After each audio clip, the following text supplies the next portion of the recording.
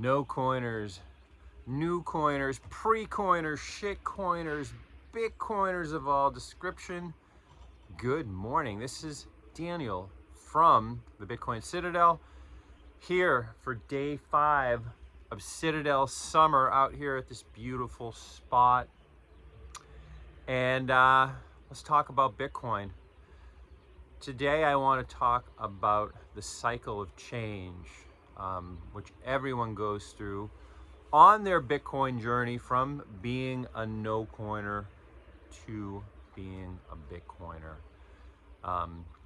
The first part of the cycle of change is uninformed optimism, and that's where everyone comes in, right? The beginning of your first Bitcoin cycle, and by Bitcoin cycle or Bitcoin epoch, what I mean is the 4-year halving cycle. I came in, for example, in 2022. 1922. Yeah, no, Bitcoin wasn't around then. 2022, Bitcoin's price was coming down from an all-time high.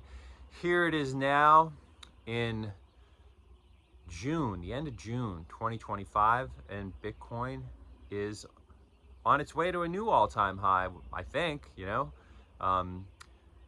don't know what the block height is exactly, or the Bitcoin price, but it's up there. And when I first started, like everyone, I was in the uninformed optimism phase of the cycle of change. I had just gotten into Bitcoin, purchased my first Bitcoin on Coinbase, which a lot of people will do, right? I was into it. As Bitcoin's price continued to fall, and it kept going down, my friend, I quickly moved into the phase in the cycle of change called informed pessimism. But I continued to educate myself about Bitcoin. This is when, Sailor came into my life, and I was like, man, this is the thing. And despite my informed pessimism and my,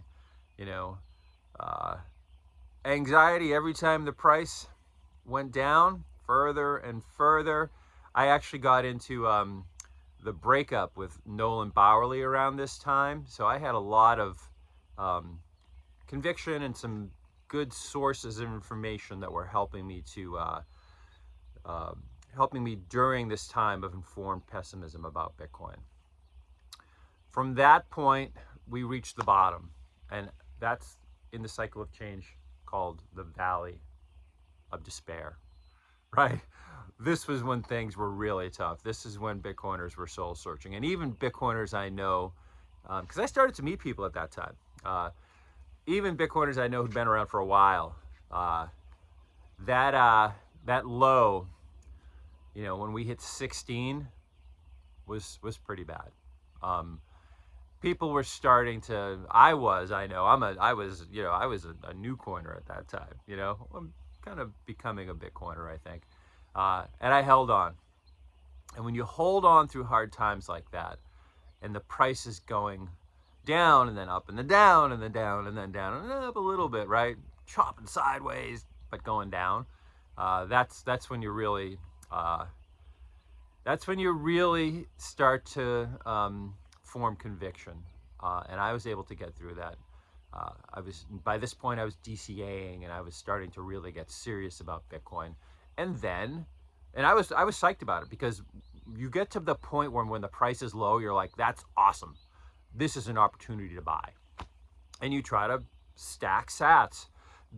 This was during the time when Odell was every single day was posting in capital letters, stay humble, stack sats. Nostr was starting to bubble up, pretty exciting times. Bear markets are for building, they say. I think we're still at the very end of a bear market right now, about to go into a bull market. That's my conviction.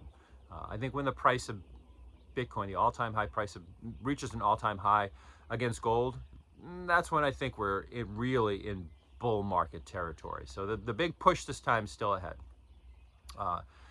So I was able to get through the valley of despair and turn up into informed optimism. You know, I knew enough about Bitcoin now that I thought I understood it, you know, and I think I did to a certain extent. I think I really became a Bitcoiner then. I was starting to price my life in Bitcoin. I was starting to stack pretty aggressively, you know, and I had formed conviction. So as the Bitcoin price started to come up, you know, and there were brighter days ahead for folks like me who were still interested in the price, I started to really feel good about it. I found Jor and his show, The Bitcoin Journey. I started to meet people. I think I was the first person that was in his Patreon group, which is called Living in the Future. And I met a bunch of people in Living in the Future. And that to me was important because now I had a community of Bitcoiners that I could talk to all the time. I tried the Orange Pill app. That wasn't for me. It was kind of like LinkedIn for Bitcoin. A lot of, you know, I just didn't get a good vibe from it. I'm not saying anything's wrong with it. I think anything that connects Bitcoiners together is great. But for me, you know, paying that $5 a month, being in the Living in the Future community, meeting folks like Crag and all the guys who we started our company with, the Bitcoin Citadel, that was awesome for me. I think community is a huge part of Bitcoin and a huge part of building Bitcoin Citadels, right? We're still giving away that cold card queue. If you've made it this far, you know, just book a session with somebody on the Bitcoin Citadel team of educators. You'll be in the drawing for a cold card queue, and your chances of winning are pretty damn good. I got to tell you that. If you book a session with us, I don't know when the contest deadline is, but book a session. Value for value. It's not. I mean, I don't want to say it's free because it's value for value, but hey, you're gonna learn something. You know, book a session with me. There's a link in my in the description below. So, informed optimism. Last step in the cycle of change before winning, right?